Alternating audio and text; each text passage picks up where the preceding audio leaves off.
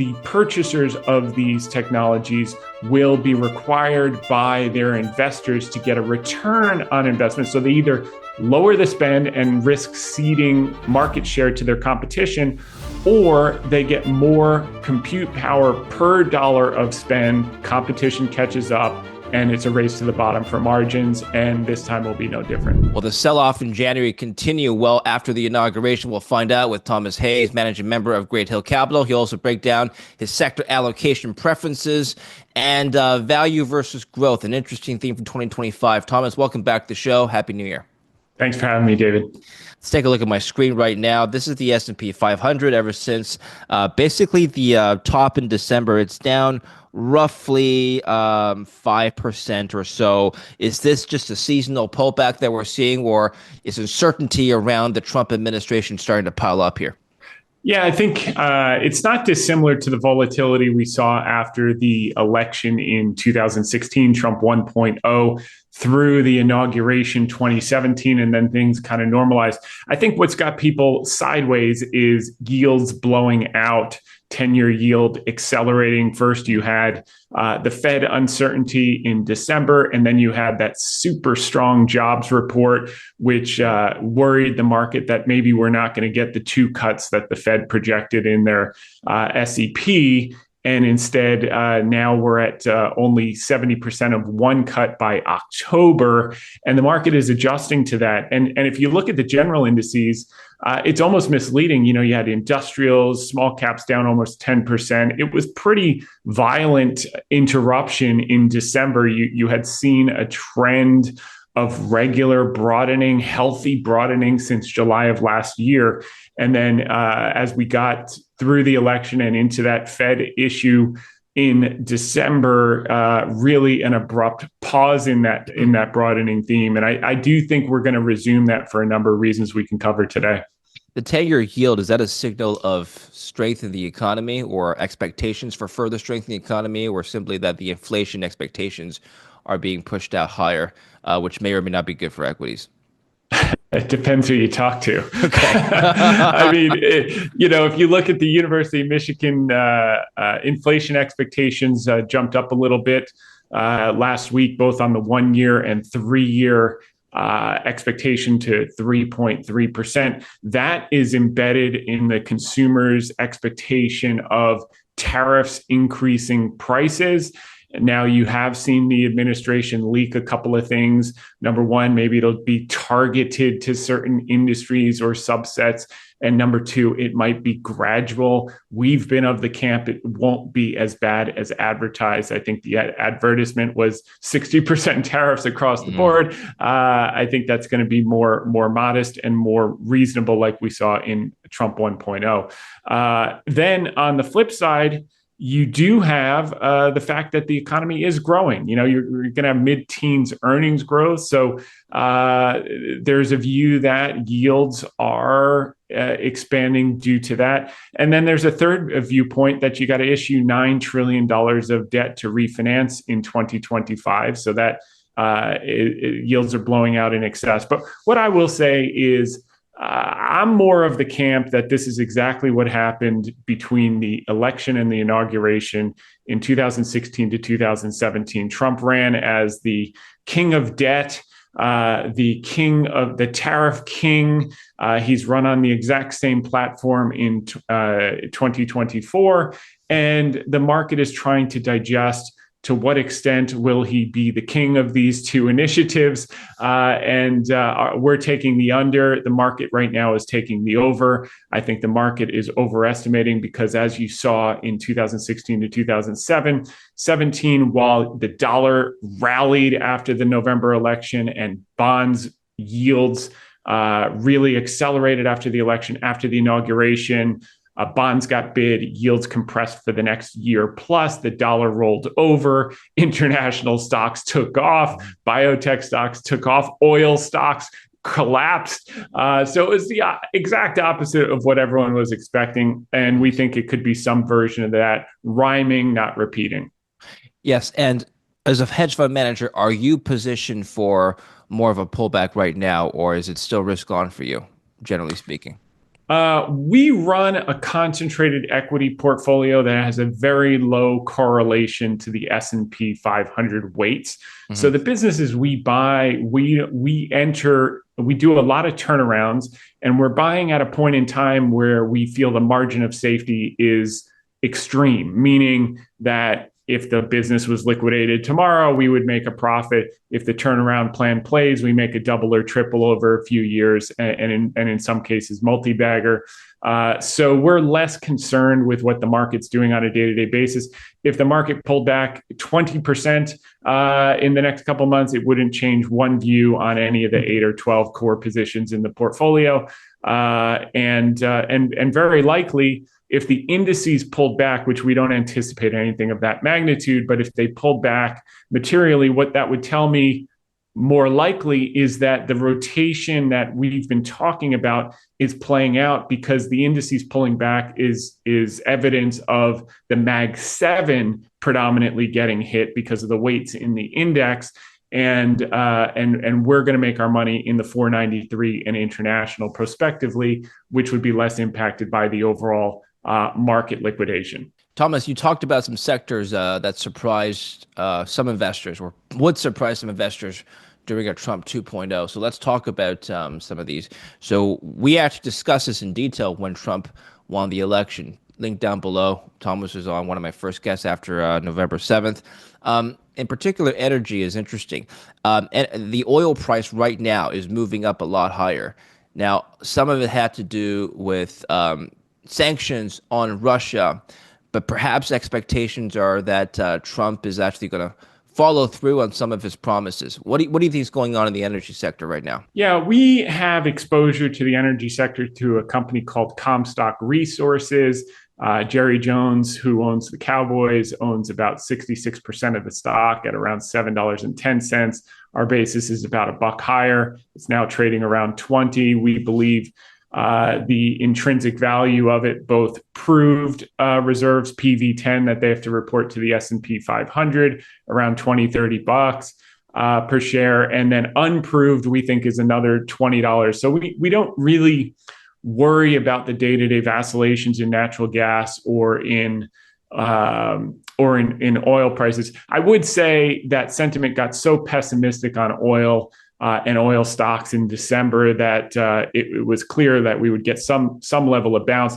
The problem with the integrateds and even some of the servicers is that when we get involved in a business, we are looking for a meaningful IRR over a few years, 30% plus. And I just didn't find the risk reward, despite low quote unquote PEs and high dividends and buying back shares, et cetera. I just didn't find the asymmetry in the general oil and gas space that I did during 2020 when we were buying it hand over fist when oil turned negative.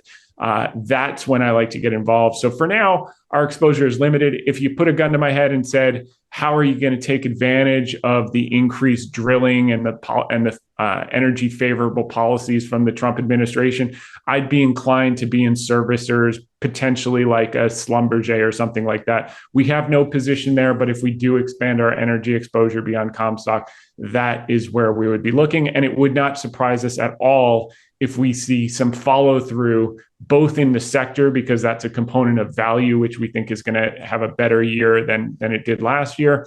And some of the initiatives as far as the consolidation in the industry, deals happening in the industry, et cetera. It's just we're not getting enough juice for the squeeze, so we're looking elsewhere where we can get a lot of juice. And how are you eyeing the tech sector now that Trump has probably signaled a doubling down of tariffs and the trade war globally? Is the tech sector at risk from tariffs and just more protectionism overall? I think that as we look at the Mag 7, which is an overweight in the indices, so you are dramatically overweight tech if you own the S&P 500 passively. And dramatically overweight if you're chasing the Nvidias and the Googles and et cetera. The thing that our view is the outperformance of the Mag 7 last year was somewhat justified by the earnings power of the Mag 7 last year. So it's okay to have a 33 times multiple when you have 33% earnings growth. The problem going into this year is that earnings growth is going to decelerate for the Mag 7 from 33% down to, it was 21% as of a few days ago. Now I've seen numbers down to 18%. So your earnings growth is going to almost halve, but the multiple is still at 33 times. So the multiple is still high. It has not yet derated. So that's not where I want to be. Where I want to be is where is the earnings growth accelerating and the multiple has not re-rated to the upside. One of those areas for sure is small caps. You're going to see in the small cap 600 index earnings growth grow from 8% to 21%, but you're only paying 16 times. So half the multiple as the Mag 7 for the same or slightly more earnings growth. If you look at the Russell 2000, which has more non-profitable companies turning profitable, that earnings growth, I've seen some estimates to be 50% this year. So I think that's an area. The other theme that we're looking at here, David, is the last shall be first, right along the theme of the earnings growth relative to value. Two of the worst performing sectors last year, because they had among the worst performing earnings growth, were healthcare and materials. This year, that is going to flip on its head because the healthcare is expected to grow earnings 20.4%, which is meaningfully more than the S&P at 14, 15%. And materials is going to grow earnings at 17.4%. So we like opportunities in those two beaten down sectors as well. Speaking of valuations, here's a note from Goldman Sachs. Their strategist put out a note on Monday. It's reported by CNBC. U.S. stocks are expensive, but GS says investors should keep buying them. The U.S. stock market is trading at eye-watering valuations, says this article, after 2 straight big years for the S&P 500, but that's not good enough. A good enough reason to back away from domestic companies. The 2025 outlook for the unit released on Monday included a model portfolio for moderate risk investors that recommended staying overweight U.S. equities while trimming exposure to foreign stocks. Is that something that a view that you share? Okay. So Goldman's 2024 outlook was the most pessimistic on the street. Their target price for end of year was 5,400. The S&P wound up well over 6,000, and at one point in the year was at 6,300. So they got it wrong. They were the most wrong on the street. Now, prospectively, when value stocks, speaking of prices, what you pay, value is what you get, international is going to have 13, 14% earnings growth. That's ex-US. Compared to the US, about 14% earnings growth. The difference is US, you're paying 22 times. Internationally, you're paying 15 to 15 and a half times.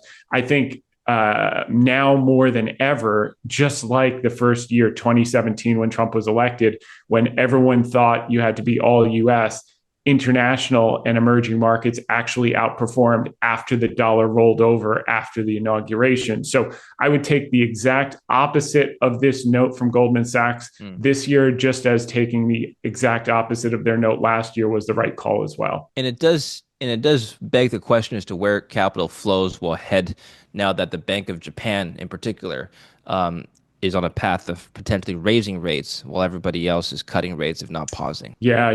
By the way, this is the most important thing to be watching in 2025. We got a preview of coming attractions in early August as the Bank of Japan is forced to continue to raise rates and the Japanese bond yield, JGB yields blow out.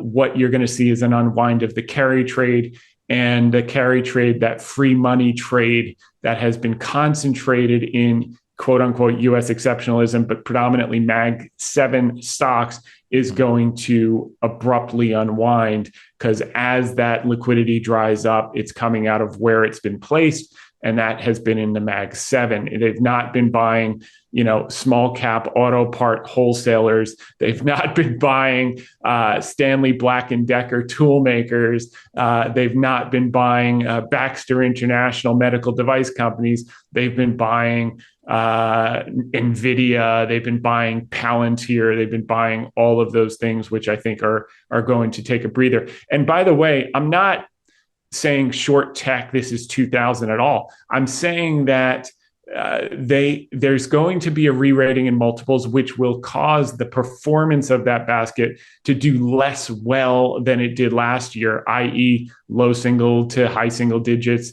whereas bigger money can be made in value across the board. And we can talk a little bit about the history of value versus growth and why growth people seem focused on due to recency bias. If you'd like to move there. Well, wait a minute. Is Apple still a growth stock? Ditto Microsoft. Well, And look, I mean, the story with Apple has been multiple expansion, right? So historically, it had traded at a 14 times multiple on 7-8% earnings growth, or actually higher earnings growth back then. And then it decelerated earnings growth to low to mid single digits, which is where it is now.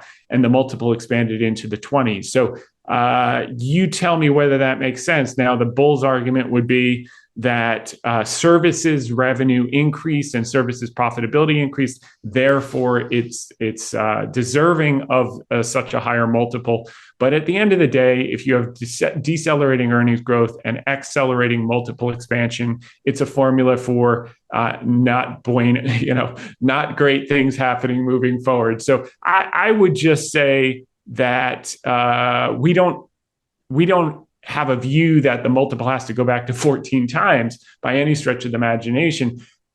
But we do have a view that some of the gains that have been fostered through multiple expansion versus earnings growth expansion should consolidate the gains for some time to digest the price growth relative to fundamental business growth that has occurred in the last 2 years. okay, so the main drivers of tech earnings then going forward in 2025 in particular, do you think it's still coming from AI? Do you think that that theme has sailed?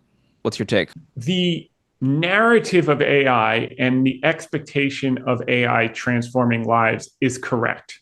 Just like the narrative of Amazon changing the world in 1998, 1999, 2000, 2001, 2002 was correct. The problem was in that first part of the shakeout, even though everyone was right about the story in 2000, it took 10 to 15 years to deliver the result, i.e., I press a button on my phone and, here in California, in sometimes the same day, it shows up at my front steps. Sometimes it takes a whole day to do it. So all of that stuff happened. The problem was you were paying as if it already happened in 2000 when it would take 15 more years to deliver, which is why you saw in 2000 to 2002, the greatest company in the world, Amazon, down 90% in price, despite the fundamentals of the business continuing to improve in each of those years, 2000, 2001, 2002, 2003, while the price was crashing, the fundamentals were improving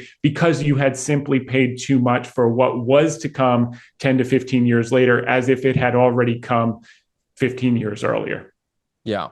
So then bottom line sector sorry, yeah. please. So as it relates to AI, I made a joke. Jensen Huang is flying. The bad news is Jensen Huang is flying too close to the sun. Yeah. The good news is his wings aren't melting yet. I mean, you have a company that is trading at 30 times sales, 40, 50 times earnings. And if you look at CapEx spend from the Mag 7, it's going to decelerate this year as it relates to AI because investors are demanding, they made record CapEx in 2024 on AI chips. Jensen Huang was the beneficiary, but now there's something called return on invested capital that investors demand in order to allocate capital, and it's eroding their return on invested capital or return on equity, depending which metric you like to look at, because they're not getting the revenues commensurate with the spend in the near term. So they have to temper that. That's number one. Number two, once you have all these large language models trained, and I'm not saying that's done, as we move to the inference part, once the language models are trained, the inference requires less hardware Mm. because it's less demanding. It just starts to make use of the large language models, and the demand for the chips goes down. So I do think you're going to see a re-rating of some of these arms dealers in the AI race. And the third thing I would say about NVIDIA is like it's worked well because he's had no competition, but like every semiconductor cycle, and a lot of people that are betting on Nvidia weren't even through puberty the last time this happened, Yeah. and they don't have any point of reference. But competition is coming. Okay, they're not curing cancer over at Nvidia, that I can assure you. And the chips will be replicated, or even substandard versions that people can buy at quantity at price will start to replace, particularly again as we move from large language models to the inference phase of the cycle. And the purchasers of these technologies will be required by their investors to get a return on investment. So they either lower the spend and risk ceding market share to their competition, or they get more compute power per dollar of spend through cheaper competitive chips. And what we find, as we find every single semiconductor cycle, is that chips are a commodity, and sooner or later competition catches up, and it's a race to the bottom for margins, and this time will be no different. Two questions on that. First, good point on competition. So, competition from where is my question. If there is going to be competition, why hasn't it already happened is probably the question on the street. Intel, I know they got rid of their CEO. They're searching for a new one. AMD hasn't caught up. Taiwan Semi, I don't know. What's your take? Well, Taiwan is in the best position. They're in the B. The thing is, if Taiwan conduct, this is the thing that people forget. If Taiwan Semiconductor ceases to exist, there is no NVIDIA. So NVIDIA can design chips, but if they can't produce them, they have no business. So as much as there's pessimism around the Intels of the world, which, if they just liquidated the thing now, investors would get their money back plus a few dollars. The U.S. has invested $8 billion of real cash and then billions of subsidies and everything else. So whether they stand up the fab or not, or put it into a separate entity, first thing they got to do is announce a new CEO. I think when all is said and done, what you'll find is that everything Pat Gelsinger said was going to happen, he had basically gotten to the 10-yard line, and they took the ball away before he could cross the finish line. He did the 4 nodes in 5 years. He burned a lot of cash, so he had to go. The board got the board. So the name of the game is they need to hire someone and announce someone who's credible, and then just finish Gelsinger's plan, because everything's in place. And if they can get the fab business going either in the current entity or in a separate entity, and they can catch up, I think that one's got an interesting possibility relative to margin of safety. Of if you're conservative and you don't believe in their future as a fab, it's probably a double just on the legacy business. And if they get the right CEO, and if you do believe in Gelsinger's full plan, then this thing could be a multi-bagger. But leaving that aside, the AMDs will catch up, the Marvells, the Broadcom. There's a lot of people gunning for a piece of the Jensen Huang pie. And like every cycle, you can be assured that they will get some of it. Not all of it, but they will get enough of it that you'll see margin compression and you'll see a normalization of multiples. Last question on AI and NVIDIA. This came in this week. NVIDIA stock falls after Biden administration releases updated export rules for AI chips. So the stock's been down about 12-13% since its top in late December. But anyway, this came out. It fell nearly 2% on Monday after the Biden administration released an updated export rule aimed at controlling the flow of artificial intelligence chips to adversaries such as China. The White House said that the rule will cap the number of AI chips called GPUs that can be ordered by most countries without a special license. Smaller orders of 1,700 or fewer GPUs would not count toward the export cap. Is this significant for the industry at all, or not so much? I mean, do you expect this to be reversed? It's significant for the industry, but not for the reasons that you think.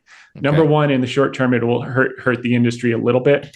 In the intermediate term to long term, it will destroy the industry, because what you basically did in the name of national security is you've taken a eager paying customer to U.S. companies and said, you can no longer buy from us. So you've given them no choice but to learn how to create that competency for themselves. And how do they do that? It's very simple. They pick off the best talent, they reverse engineer the technology, and they do it themselves. Whereas if Yes. the government did not impose these restrictions, they would stay dependent on us forever.